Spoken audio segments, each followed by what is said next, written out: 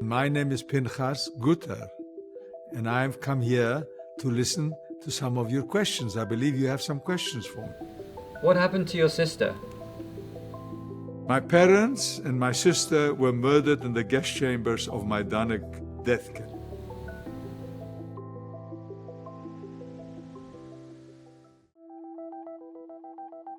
My name is Stephen Smith. I'm an executive director of the USC Shoah Foundation. USC Shoah Foundation is an archive of testimonies of people who have experienced genocide and crimes against humanity over the last century. Dimensions and Testimony is a new exhibit which allows us to have conversation with Holocaust survivors who've been filmed holographically in our 3D studio here in Los Angeles.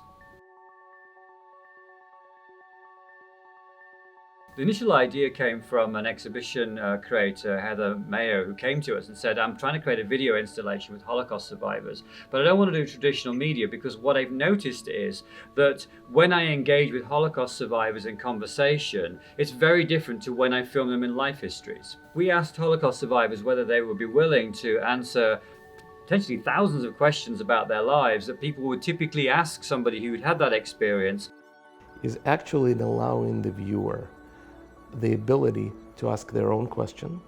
A viewer has a feeling that they actually have had a conversation with the survivor. Therefore, we see this as a unique opportunity to provide future generations with an access to not just the wealth of knowledge, but to essentially experience through the eyes of Holocaust survivors the stories that have to be remembered. How did you survive? To know how to survive in the camp, I didn't have that intellectual ability as a child to be able to tell you that I knew how to do that. It was all done purely by instinct. The interviews last about 5 days. What came out of it was a very, very intimate portrait of their lives, their homes, their families, the things that they did as children, the people they were before all of this happened, and the fact that they were really, just regular human beings who went through this extraordinarily horrific experience. Just imagine this for a second. A 8-year-old from 2071 who would never have an opportunity to speak to a survivor, if not for this technology, if not for this project, actually asks the question that appears very important to them, and therefore is able to connect their own understanding on what Holocaust might have been with what it actually was for a survivor who might have been 8-year-old at the time when this horrific events happened.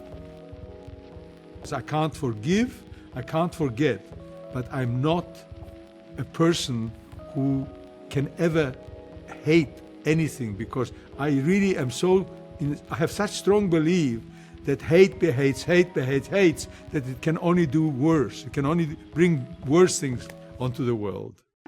For people who've survived an event like the Holocaust, they only have one opportunity to tell their story, and when they're gone, that's it. They become the interlocutor between that history and the future. So what we set about doing was saying, well, how can natural language processing, artificial intelligence, and machine learning help us to capture that conversation? And emotionally is this pathway that you take where one question leads to another, and you begin to reveal the life of the individual. And it's not passive like watching a TV program, nothing like it. You are an actor in the conversation.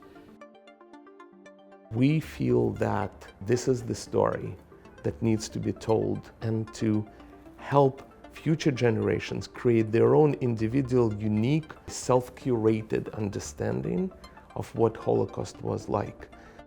If ever forced with a difficult question posed to them from someone about the Holocaust, say, no, I know, it definitely happened. And that's what we believe is critical and unique about this specific technology. So what do you think about this technology? I think this project is very, very important. It is important because these are the people of the future who will be able to engage with the individuals who are there and who actually need to know what happened on a personal level. It will mean much more than just watching a video or just listening to a testimony in audio.